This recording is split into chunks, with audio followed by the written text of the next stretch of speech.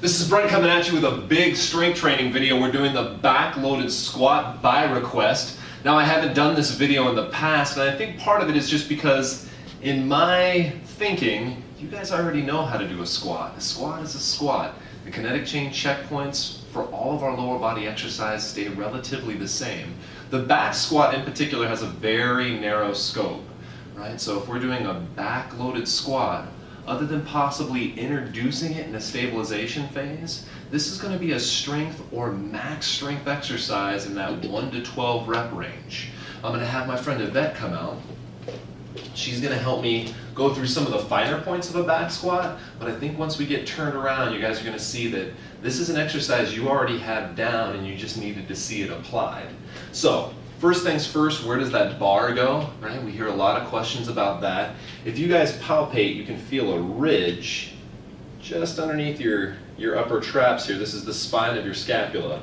The bar should sit just above the spine of the scapula on the ridge that your upper traps create. You don't want to have the bar way up high where it's putting a lot of pressure on your cervical thoracic junction. There's not a whole lot of muscles here to try to stabilize a posterior to anterior force on the cervical spine. We want that bar placed here so the friction of the skin, the ridge that the spine of the scapula creates, and these large scapular elevators can stabilize the amount of weights that's going to be on Yvette's back. Now Yvette's going to go ahead and get in position. Let me also make the note here, guys. Yvette's getting underneath the bar and stepping forward. This is not ideal. The only reason I set this up like this is so you guys can see the squat technique on camera. Ideally, I would have Yvette take a step backwards so that if she got into trouble, she could lean forward into the safety rack. She's going to go ahead and get into squat position, stand up, take a big step forward. Now, another safety principle, I want you guys to be able to see what the squat looks like. If I was going to spot Yvette, I would spot Yvette from the back. Right? I want to be in good position to have my hands underneath the bar, if that's where she's comfortable. I can also put my hands underneath her shoulders.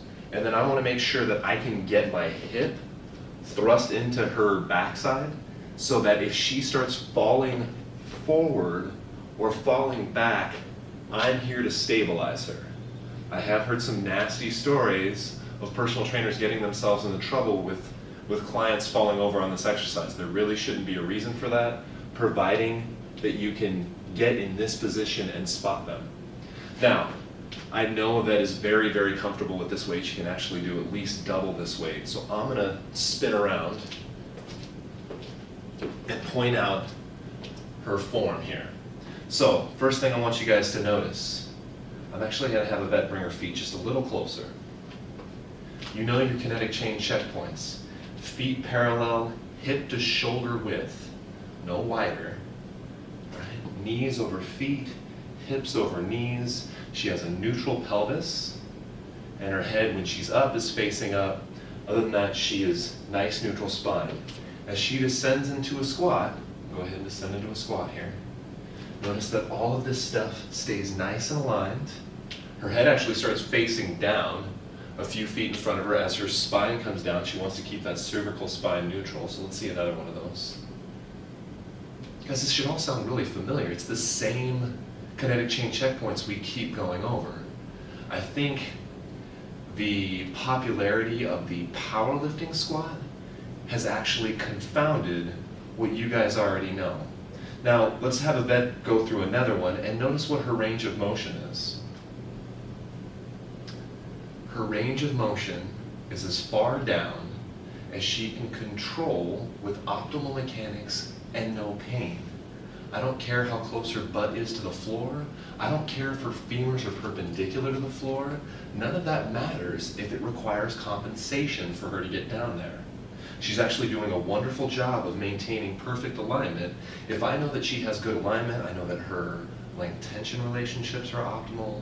I know that I'm getting the most out of her muscular system, as well as putting the least amount of stress on her arthrokinematic system.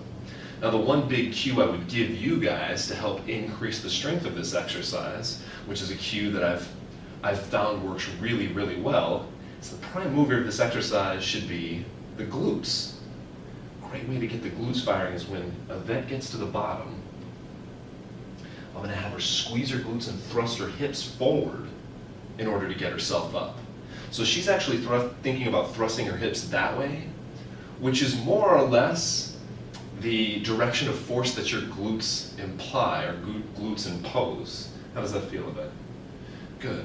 Now, I'm gonna have Yvette go ahead and rack this back up. I'm gonna help her into this position because this is awkward. Yeah, All right, give her a couple seconds breather. I'm gonna have her turn around because there is one thing that I want you guys to watch for. If you see this, I would say that a back-loaded squat is contraindicated. All right, so I'm gonna have Yvette actually get underneath the bar and back up.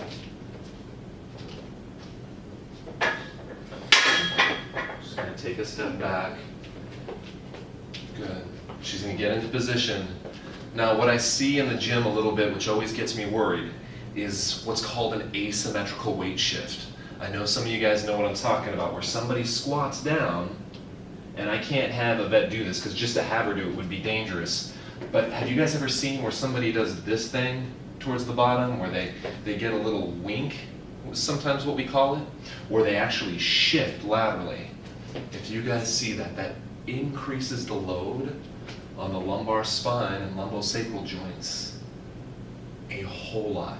That is setting somebody up for low back pain. If I saw that, I would go back to my corrective exercise, take the back squat away from them. I know that might cause a little bit of an argument with your client or patient, but I would take this exercise away from them for a little while I had a chance to correct this. Let's go ahead and move back. Hey, go ahead and sit back.